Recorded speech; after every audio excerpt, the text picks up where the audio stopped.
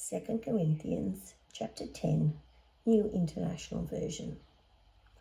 By the humility and gentleness of Christ, I appeal to you.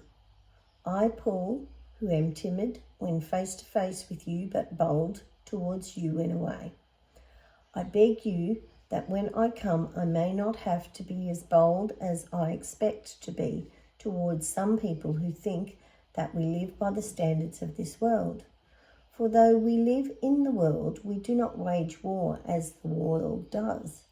The weapons we fight with are not the weapons of this world. On the contrary, they have divine power to demolish strongholds.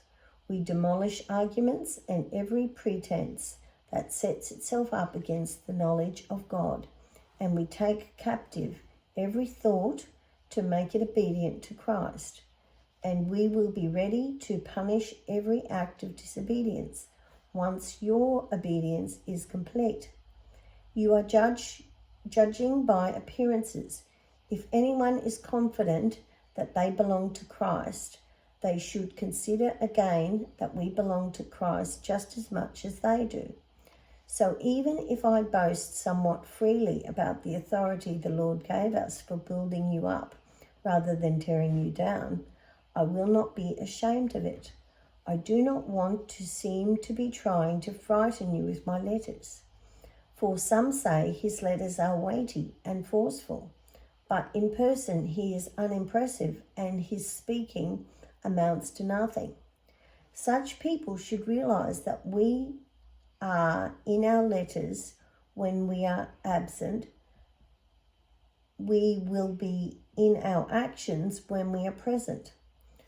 We do not dare to classify or compare ourselves with some who commend themselves when they measure themselves by themselves and compare themselves with themselves. They are not wise. We, however, will not boast beyond proper limits, but will confine our boasting to the sphere of service God Himself has assigned to us, a sphere that also includes you. We are not going too far in our boasting, as would be the case if we had not come to you, for we did get as far as you with the gospel of Christ. Neither do we go beyond our limits by boasting of work done by others.